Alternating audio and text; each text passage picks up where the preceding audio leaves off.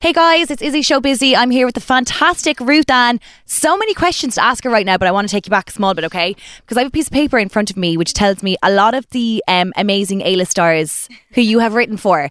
Now, some of you might know this, but you're a big deal. You're a huge deal, okay? No. So you've co-wrote Too Little Too Late by JoJo, which was like my teenage song, okay? In the Name of Love by Martin Garrix. Hello, massive. Work Bitch by Britney Spears. I mean, that is just outstanding. I could go on here. There's Westlife, We One Direction. But take me back to Too Little Too Late. How did that happen?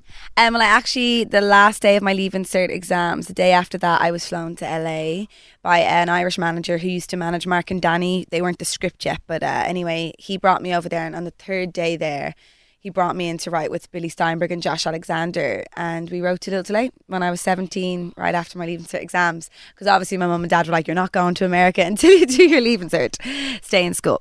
So yeah, I did that. They wanted me to have that as a backup, but yes, I wrote Too Little Too Late, and then right after, we were writing for me, so I didn't want to be disrespectful to the other writers, because I was like, yeah, it's great, and then I left and I said, that's not for me, that's for JoJo. Do you know who JoJo is? And I said to my manager, and I played him Get Out, I said, this is for this girl, you wait, it's going to be for her.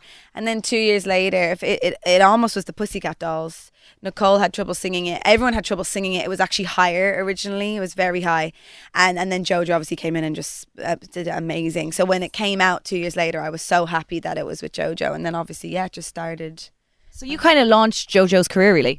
Well, no, she'd had one big hit, the Get Out Leave song, which is funny because sometimes people confuse the two, and they're like, you wrote Get Out right now, and I'm like, no, I did, it's just too little too late, and they're like, oh, I know that one. Oh, that's you. No, so she's amazing. She sang it amazingly. I couldn't have asked for a better launch to my songwriting career, and then I kind of, became a songwriter, and then now it's circled back to me being an artist, so it's just all kind of been this amazing journey. But come here, you were so young. That must have been a massive whirlwind. You're 17 years of age. You just finished the Leaving Cert. Yeah. And were you over in America then permanently writing? It just kind of took off from then, was it? I was just all around the world then. I wasn't really based anywhere. I signed a publishing deal and I honestly was just flying everywhere. Norway, Sweden, Copenhagen, New York, Orlando, Miami, LA on my own at 19. So it was quite scary and there was a lot of pressure, but I think it was great because it was like the college of the music industry, if that makes sense. Like there's no real college to teach you how to be in the music industry.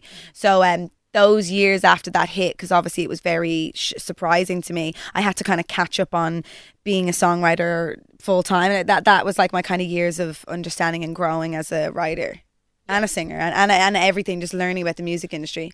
So when did you say, okay, this is my time now? I'm not going to be behind the scenes. I'm going to be in front of everything and bring out my own album and my own songs. I think I dabbled in it over the years in general, but I think that I was always searching for that. I love like Lauryn Hill, Amy Winehouse, Alicia Keys, John Legend. Like I love all those real storytelling, R&B kind of things. And I really wanted artists. I really wanted an album that I really could put my lyrical perspective and stamp behind. And so I really had to grow and explore a bit. So it took me a few years to really find my own voice. When you're writing for the people, you can have a tendency to keep moving genres because you're like, oh, I liked doing a bit of that and I want to do a bit of dance and I want to. So for my own album, I really had to like just go away from LA. I came back to London and Dublin. I tightened in the group of people I was doing it with and I really could stand behind it and say that it's mine fully as an artist, because sometimes when you're writing songs you have 6 people or 7 people in a room, so you don't 100% feel like it's your main stamp. So with this I was like, I want to have something that's mine, that I sing, and I love singing and performing, and I think a lot of artists that worked with me had kind of over the years been like, you should do this, and so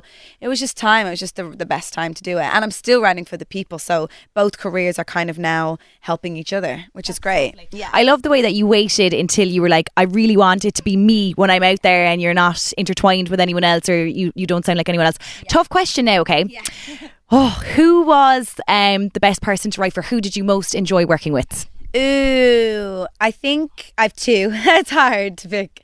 Niall, obviously. I love Niall. I did half of his Flicker album and Slow Hands and Seeing Blinds and everything, and so he brought me up on stage with him to sing Seeing Blind recently on the 3 Arena, which was so nice in front of our hometown crowd. Yeah, Niall is just such a laugh, and the album making process with him was so easy because he just knew what he wanted, and he just wanted to do Fleetwood Mac and the Eagles and the classics, and I really enjoyed the process, and we're really good friends, so every time I see him we have a great catch up. And then I love working with John Legend. That one is because he's such an icon. He's just such a legend. And when I did you meet the wife? No, Chrissy. I have met her, yeah, just briefly. I haven't spent a lot of time with her, but she's lovely. And I wrote with John for something that's coming up that I can't really talk about yet. But it was just the two of us writing and him on the piano, and I just kind of felt like I was getting a free concert, really, because he's singing the song back to me, and I'm like, oh my god, I'm getting a free concert. So now they do call me Izzy So Busy around here, so you said there that you couldn't tell me, so I'm going to have to ask you about that now. John Legend, you're doing something with him. Give us a little bit of what that is all about. It'll be out in October. That's all I can say.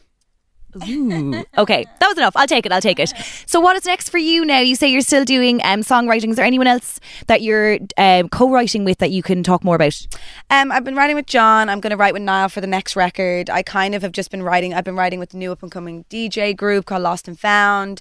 I'm writing with more and more DJs as well, just kind of doing some features with that. There's going to be a lot of performances coming up. I'm doing Electric Picnic this weekend on Saturday, Electric Arena at 2 p.m. It's early, but like if you're hungover, grab a sausage sandwich. It's the cure. You'll be the cure. The soulful cure. Come cry with me. Cry your dramas away at the Electric Arena 10 to 2 p.m. It's going to be fun. And then I'm playing, I'm supporting Alanis Morissette again in the US then in September. And then I have a very big announcement that I won't be able to make to September of someone here that I might be sharing this, that I will be saying this, that I will be supporting in the end of December, but I can't say who it is yet. So give me a name, an initial, something. And I'll get in so much trouble. No, it's not my news to announce. Okay. Not yet.